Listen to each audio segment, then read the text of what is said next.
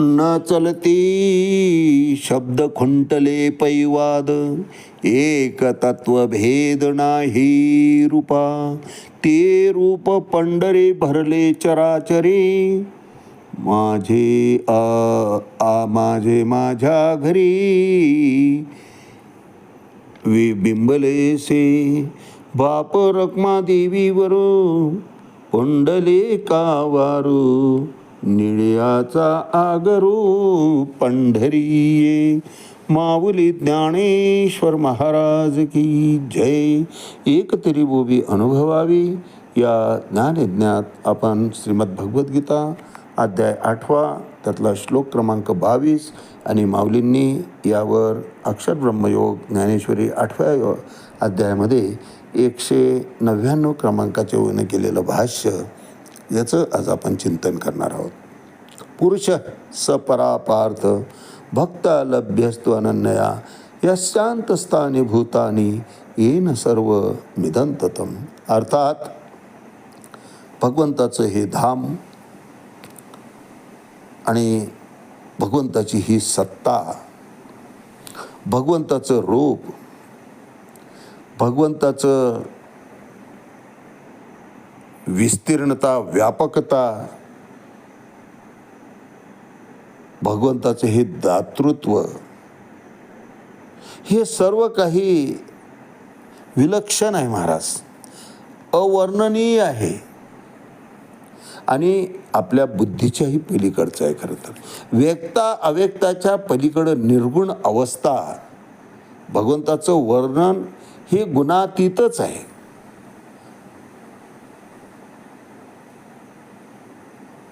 तिथपर्यंत पोहोचणारा वर्ग आहे फक्त भक्तिवाला. भक्तिपंथ कलियुगामध्ये तरी फक्त भक्तीच्या द्वारा भगवंताची प्राप्ती, त्याच्या धामाची प्राप्ती सहजपणे करता येते महाराज. भक्ती मात्र अनन्य पाहिजे, अनानी नको आहे त्याला. नाहीतर श्राद्धचा कार्यक्रम आईचा, वडिलांचा, कुणाचा असेल पूर्वजांचा, हा तीर्थक्षेत्री जातो. ब्रह्मदेव सगळे विधी ओळखतात आणि पवित्र अशा त्या तीर्थक्षेत्री त्या नदीच्या पात्रामध्ये उतरतात आणि सांगतात त्याला, घ्या ओंजळीत पाणी घ्या. मग तो यजमान ओंजळीत पाणी घेतो. हे म्हणतात, हां म्हणा, मातृदेवो भव, पितृदेवो भव, आचार्य देवो भव, कुलदेवताय नमः, भानवे नमः, इष्टदेवता नमः, ग्रामदेवता नमः. सगळ्यांना नमा नमा नमा करतात, अर्पण अर्पण अर्पण म्हणतात. काय अर्पण करतो तिथं आम्ही? माऊली खूप छान वर्णन करतात. गंगेचे उदक गंगे जैसे, अर्पिजे देव पितरोद्देशे, माझे मज देती तैशे परी अनाहानी भावे. भगवंत अर्जुनाला सांगतात की रे अर्जुना, किती खोटे आहेत रे हे जीव. हा मनुष्य किती खोटेपणानं वागतो. दृष्टांत देतात माऊली त्या ठिकाणी. भगवंत अर्जुनाला सांगतात की बाबा रे, त्या ओंजळीमध्ये घेतलेलं पाणी कुणाचं आहे? त्यानं निर्माण केलं का? नाही, ते पाणी गंगेचंच आहे.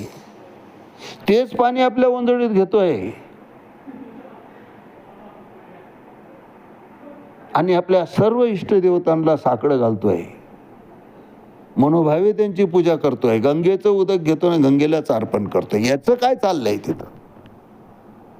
गंगेचे उदक गंगे जैसे, अर्पिजे देव पितरोद्देशे, माझे मज देती तैशे परी अनानी भावे. मग ही संपूर्ण निर्मिती माझी आहे. माझंच निर्माण केलेलं मला अर्पण करायला त्यालाही किंतु परंतु आहे अर्जुना. सरळ भावानं श्रद्धेनं कुठं अर्पण करतो? वंशाला दिवा झाला तर तुला 100 नारळाचं 101 नारळाचं तोरण मी तुझ्या दरबारी बांधल. भगवंत म्हणतात, मुलगा निर्माण करणारा, त्याला दान प्रदान करणारा मीच आहे. नारळ उत्पन्न करणारा मीच आहे. मंदिरात ज्याला साकडं घालून नवस करतोय तोही मीच आहे, माझंच मला देतो आहे, पण तोही अनानी भाव ठेवून आणि असं करशील तर देईल. आणि समजा जर नाहीच झालं, वंशाला दिवा नाही लागला, तर हा 100-101 नारळाचं तोरण भगवंताच्या दरबारात बांधायला जातच नाही. माझं अहो, बांधायला तोरण बांधायचं जाऊ दे, त्याच्या दर्शनाला जात नाही पुन्हा. का? तर माझा नवस यानं पूर्ण केला नाही, माझी इच्छापूर्ती याने केली नाही. वैरत्वाचा भाव त्या ठिकाणी भगवंताविषयी होऊन जातो. इतका स्वार्थी मनुष्य आहे महाराज. भगवंत म्हणतात, माझे मज देती तैसे परी अनानी भावी. असं कंडिशनल भक्ती नको आहे. भगवंताला आवडते ती अनन्य भक्ती आवडते महाराज. अनन्य अनन्य न अन्य दुसरं नाही, तोच, फक्त आणि फक्त तोच. नावडे जन धन माता पिता. कुठल्याच नात्यामध्ये, कुठल्याच विषयामध्ये आसक्ती नको आहे. नाते देहसंबंधीचे आहेत, देह त्यांच्या कारणी लावावा, पण मध्ये जो बसलेला अंतरात्मा आहे, त्या अंतरात्म्याचं त्या परमात्म्याशी आम्हाला सख्य जोडता आलं पाहिजे. ती नाड जोडता आली पाहिजे, आणि ती नाड जोडली जाते ती फक्त अनन्य भक्तीनं जोडली जाते. अनन्याश्चिंतयन्तो माय जना पर्युपासते मग तेषा नित्याभियुक्तानां योगक्षेमं वहाम्यहम्. त्याला मी देतो, भरभरून देतो अर्जुना. नुसतं देत नाही, ती टिकवूनही ठेवतो. पण केव्हा? त्यानं सर्वस्वी माझा व्हावा लागतो. अनन्याश्चिंतयन्तो माम. सर्व ठाई मीच आणि मीच त्याला दिसायला पाहिजे. माझीच अनुभूती त्याला कणाकणामध्ये माझं अस्तित्वाची जाणीव व्हायला पाहिजे. सर्वीकडे मी भरलेला आहे आणि सर्व माझ्यात आहे, मी सर्वामध्ये आहे. अशी अनुभूती ज्या जीवाच्या ठिकाणी येते त्याची भक्ती अनन्य भक्ती होऊन जाते. अनन्य भक्ती होऊन जाते, दुसरं नाहीच, त्याच्याशिवाय दुसरं काही नाहीच. राधाराणीचं आपण वर्णन केल्यासारखं की त्याचेच गुणगान ऐकायची या कानांना सवय आहे, त्याच्या बासरीचे सूर ऐकायचीच या कानांना सवय आहे. या मुखातून फक्त त्याच्याच नामाचा उच्चार होतो, दुसऱ्याविषयी बोलण्याचा प्रश्नच येत नाही. या डोळ्यांनी फक्त त्याच्याच रूपाचा शोध चालू असतो. दुसरं पाहण्याचं दिसत असलं तरी माझं त्याच्याशी तादात्म्य नसतं. इतका अनन्य भाव साधकाच्या ठिकाणी निर्माण व्हायला पाहिजे महाराज. असा भाव निर्माण होणं, अशी प्रचिती येणं, त्याला अनन्य भक्ती म्हटले आहे. आणि हीच थोर भक्ती आवडते देवा. संकल्पावी माया संसाराची. त्यांना जसं ठेवेल तसं राहण्याची आमची तयारी पाहिजे. कारण प्राप्त परिस्थिती गतजन्मातल्या कर्मफळाचा परिणाम आहे, असा सहज विचार आल्यानंतर कंप्लेंट करायचा प्रश्नच राहत नाही. हे मला प्राप्त का झालं नाही, ते त्यालाच का मिळालं? अरे बाबा, त्याचं भाग्य होतं म्हणून त्याला मिळालं. तू का कुततो? वाहिल्या उद्वेग दुःखाची केवळ भोगने ते पड संचिताचे. त्रास तुला होणार आहे. चडफड करण्यामध्ये त्रास तुला होणार आहे, त्याला काय नाही, तो खुशाल चेंडू आहे, तो आनंद लुटतोय.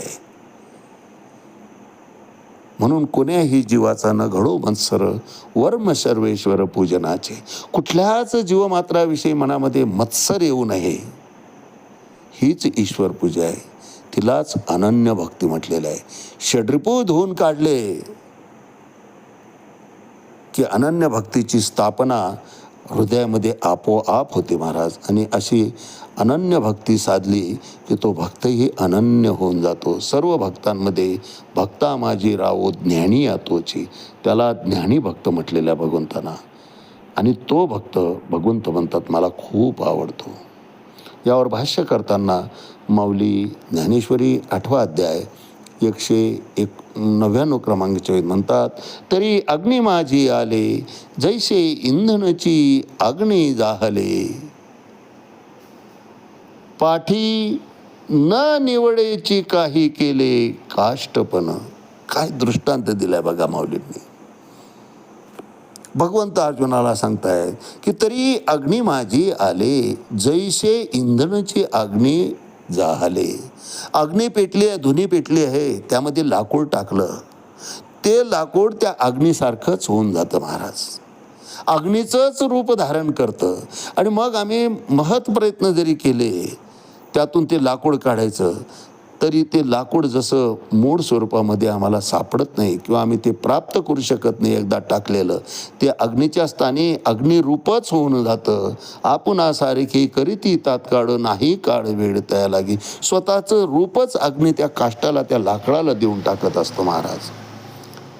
तसं ब्रह्मतत्व जीवतत्वाला आपल्यात समाविष्ट करून घेत असतं. पुन्हा जीवतत्वामध्ये त्याला जाऊच देत नाही, शोधून सापडतच नाही त्या ठिकाणी जीवतत्व.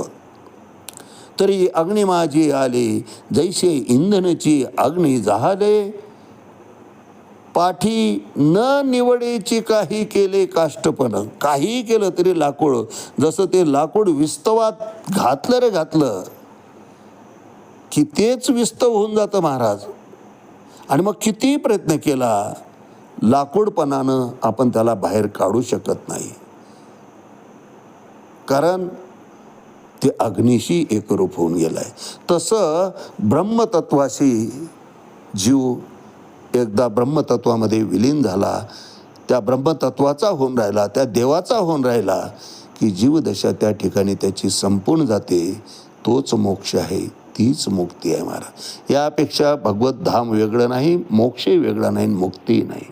प्रत्येक क्षणाला मुक्तानंद, त्या आनंद स्वरूप भगवंताप्रमाणे स्वच्छंद आणि आनंदी वृत्ती जीवात्म्याच्या ठिकाणी निर्माण झाली. कुठल्याच गोष्टीचं किंतु परंतु खेद शिल्लक राहिलं नाही. समाशत्रौच मित्रेचं अशी अवस्था प्राप्त झाली की तीच मुक्तावस्था आहे. यापेक्षा मुक्ती दुसरी नाही. तरी अग्नी माझी आले, जैसे इंधनची अग्नी जाहले, पाठी न निवडेची काही केले काष्टपण आज. याच ठिकाणी थांबूया. रामकृष्ण हरी. पंढरीक वरदा हरी विठ्ठल. श्री ज्ञानदेव तुकाराम. पंढरीनाथ भगवान की जय. माऊली ज्ञानेश्वर महाराज की जय. जगद्गुरु तुकाराम महाराज की जय. शांती ब्रह्म एकनाथ महाराज की जय. आदिशक्ती मुक्ताबाई की जय.